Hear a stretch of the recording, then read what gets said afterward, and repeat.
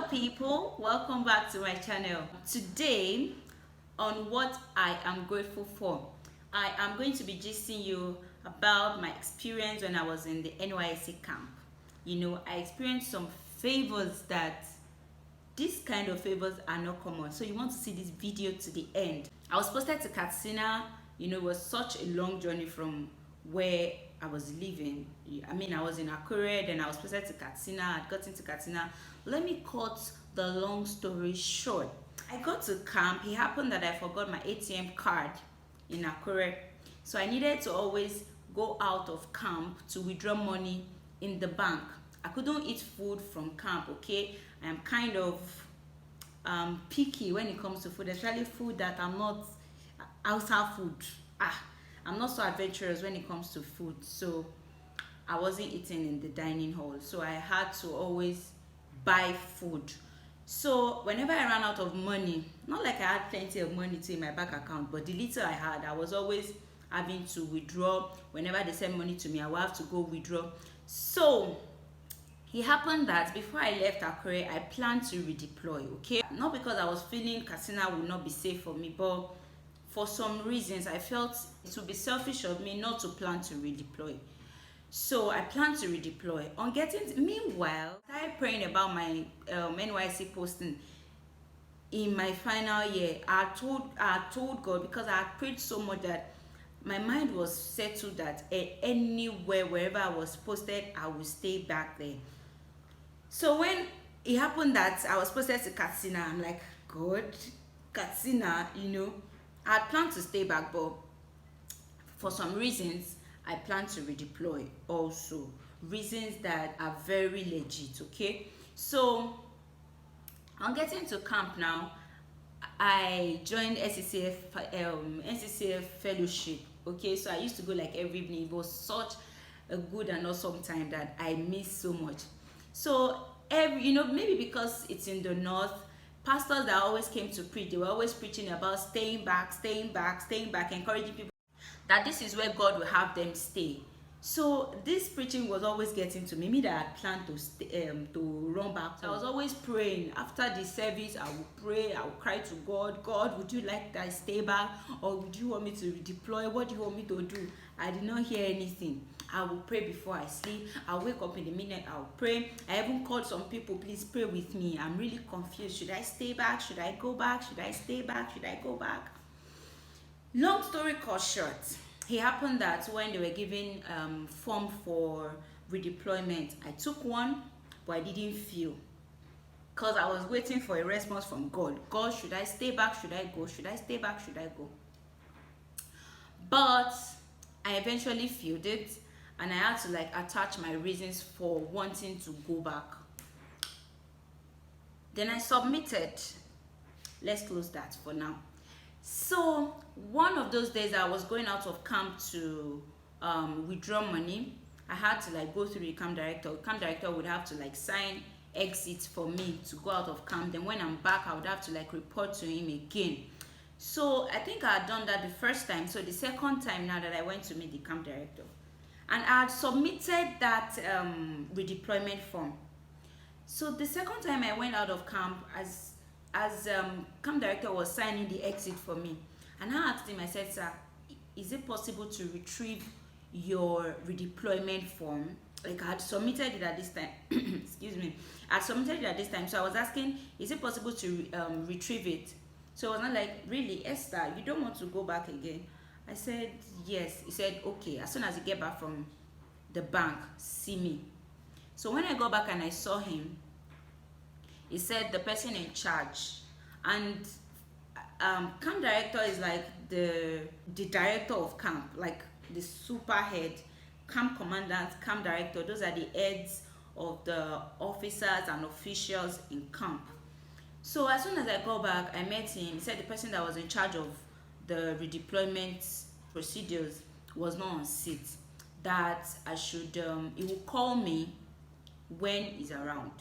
So he got my number, and then I think the third day,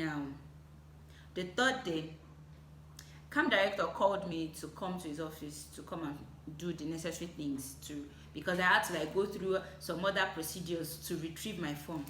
So on getting there, at this point, I was not, I was now convinced I wanted to go back. Like I didn't want to stay back. I hope you get what I'm saying. Go back means I want to redeploy. Stay back means stay back in Katsina. So my facial expression just kind of told him that I would like to still go back. So he now asked me, he said, Esther, do you want to go back? I said, yes, sir. He said, well, okay. So where would you like to go to? That's why I just made a call and somebody came to his office, gave me a A4 sheet, write the state you want to go to and your state code number. And that was how I did it. And then he gave it to the person like immediately. And that was it. Do you know that I know people that they paid 50K, over 50K for their redeployment? For me, I didn't pay a dime. As if that was not enough. Do you know that in camp, I ate like free food like more than half of my stay in camp? Because all of a sudden, camp director just had interest in me. Woo, camp director. Me, I went to camp with the mindset to go and have fun. When I say have fun, I don't mean do nonsense. I mean like enjoy myself to the fullest, do all I can do. The things that I used to doubt myself about, that people used to doubt me, like now, for instance, I don't have a good voice to sing. And I remember where I was staying when I was in school. I was even banned from leading morning devotions, like worship during morning devotions, because that was how bad my voice was. So on getting to camp, I went and joined NCCF choir, you know, to prove that I can do better, you know. So that was, I did almost the only thing I didn't do in camp was I didn't join OBS. And that's because OBS, you have to be in one place. And I didn't want to be in one place. What did I not do? I did the march past for swearing in. I did a cultural dance. I ran. What did I not do? Like, I had all the fun where that is concerned. So long story cut short now, I remember one evening I walked into one restaurant to eat, and then I saw camp director and I was like, Esther, what are you doing here? I've been calling your line. Camp director was interested in me, but I wasn't picking his calls. So I've been calling your line, you're not picking my calls. That's why I just went and met the owner of the restaurant and told the woman, whenever she comes here to eat, don't take money from her. And that's how I started eating free food. Another day again, I went and bought noodles. That's how like he was stalking me. Camp director went to meet the man, the lady. Don't be collecting money from her, just be accumulating her bills. I will be paying. Like, I was enjoying favors. Me, I call it favor because what would I call it? Okay. So now, crown it all up. It happened that you know, one morning during our, what did they even, that morning drilling, what, I can't remember. You know, that morning session, it was announced that if you know how to cook well, come out for, there's going to be a competition. So if you're sure of yourself, come out. Nobody was coming out. So I came out. I was the first to come out, and 2 other people came to join, and that was how we were set for Maggi cookie competition. At the end of the day, they called it a demo. There was no winner, okay? But that kind of gave me privilege to other things that an average corps member did not have. Like, we were taking on tour around Katsina. We went to the regional manager's house of Maggi. You know, we went to cook there, took us around and all of that. So on our carnival day, I've not been available for platoon carnival rehearsals because I've been busy here and there. So it happened that on this particular day, that was the day we went on, okay, that was the day that was the day we did the cooking competition. So as soon as we were done with the cooking competition, carnival dance was already going on. So I just went and joined them. Meanwhile, in my platoon, we were dressed in Edo ornaments and attire.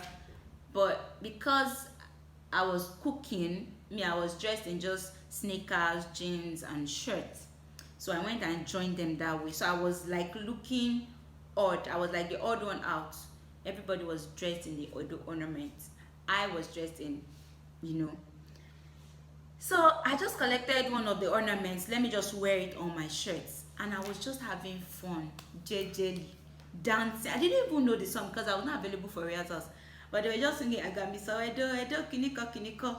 Me, I didn't know. I just knew the tone and I was just, moving my mouth to sing and I was dancing. I didn't even know the dance. I was just dancing. And that's how I was spotted amidst this crowd. Long story cut short, for dancing Agami Sowedo, I was given flight ticket money to travel back to my place. Many things happened. Well, I don't think I really gave you this gist properly because I don't want to make it too long. It's even already long, so please just even manage it. But that is what I am grateful for today. So it happened that my deployment status was positive. I got redeployed, and that's like the beginning of my okay, I will gist you tomorrow on what happened after that. So thank you all so much for watching. If you have not subscribed, remember to subscribe, share, like, hit the notification bell so that you get notified anytime I drop a new video. Thank you, thank you, thank you. Bye.